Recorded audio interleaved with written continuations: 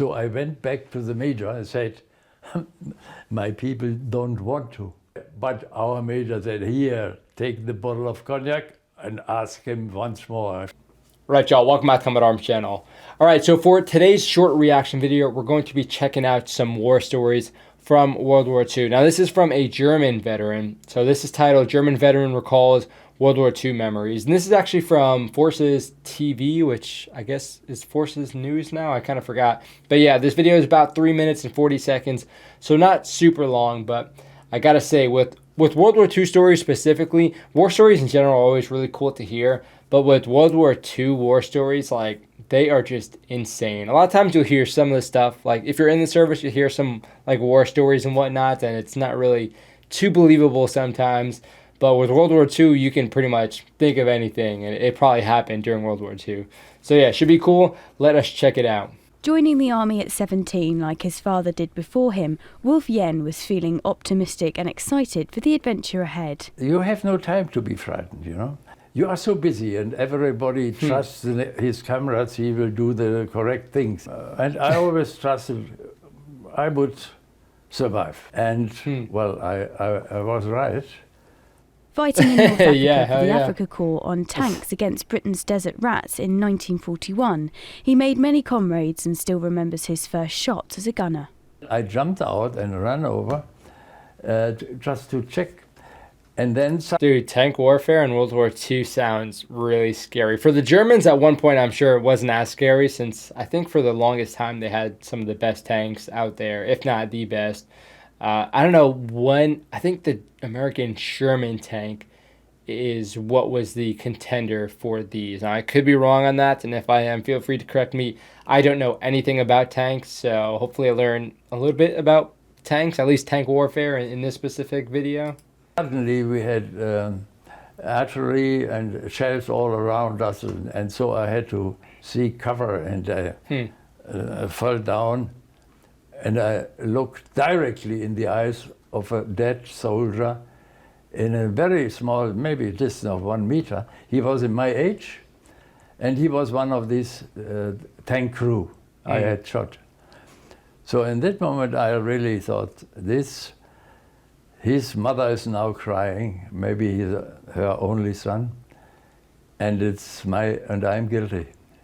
After being discharged, he went into officer training and soon joined the Tiger Battalion.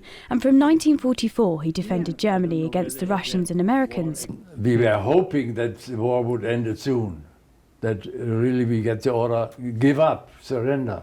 Again, it's always like really interesting to hear it from like the enemy's perspective, I guess.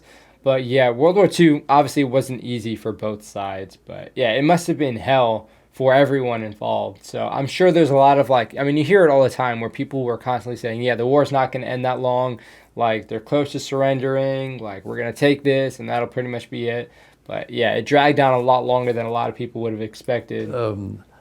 Major Czech told me tonight, we have to attack, and you will be attack first in line. So I said, no thanks. Went to my crew and said, okay, tonight we attack, and we are top. We are on top.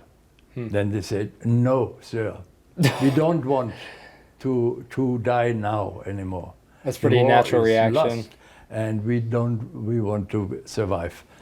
So I went back to the major and said, my people don't want to. But our major said, here, take the bottle of cognac and ask him once more after they finished the bottle. And so we finished the bottle, 5 of us, of cognac. They said, okay, let's go first and talk. That's crazy.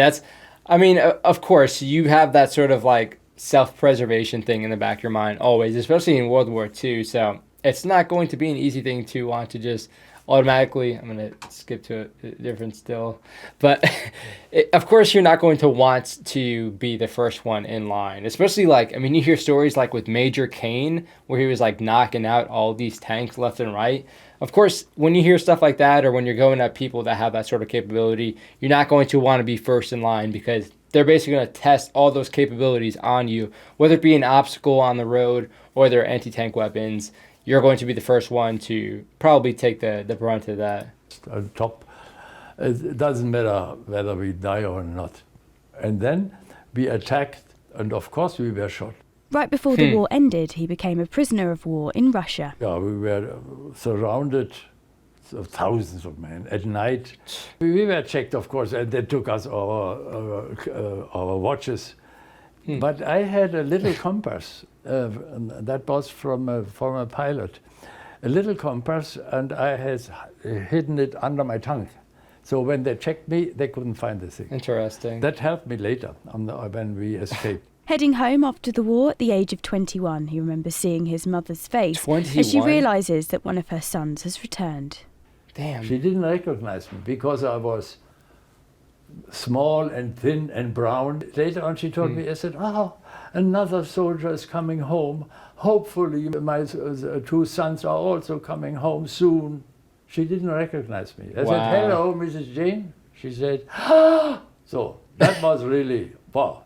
Yane, now a That's qualified weird. doctor, went on to become a dentist and met his wife at dentistry college in Germany. Now 92, they've been together 60 years and live in Göttingen in Germany with their 3 sons. Amy Matthews, Forces News.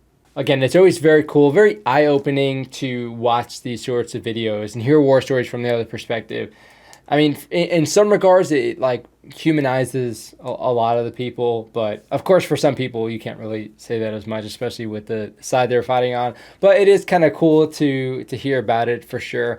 Again, it gets the gear spinning as far as understanding what war is in general and what really the two sides mean. Because at the end of the day, there's still he was 21 when he returned from being a POW, which is insane. I mean, there's a lot. Think of yourself, especially if you're like 21 years old or even 22. He experienced some much crazier stuff than a lot of us have before he was 21, which is just insane to think about, especially in today's age. But yeah, very interesting. Again, hearing war stories is cool. Hearing war stories from World War II is even cooler. And then again, it adds like a little bit extra sort of interest for me, hearing it from the enemy perspective. But let me know what you guys think about that perspective specifically, as far as hearing the stories from what was then an enemy soldier. Again, it might be kind of hard to accept it because you're just like, this dude was, whether it be a Nazi or what have you, it's kind of hard to take in the story and even like pay a lot of attention. But when you get to really hear it and understand the substance, you hear a lot of similarities from both sides.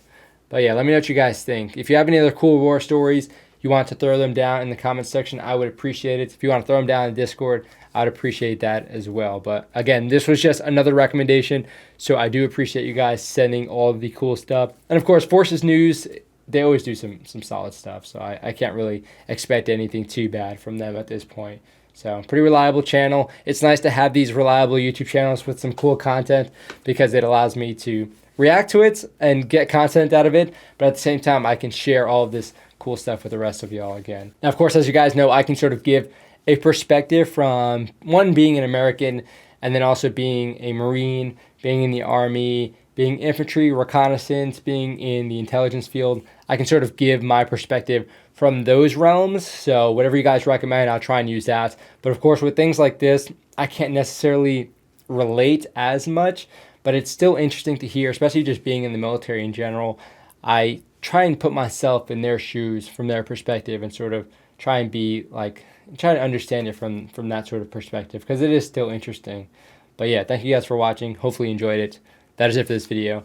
I will see you all in the next one.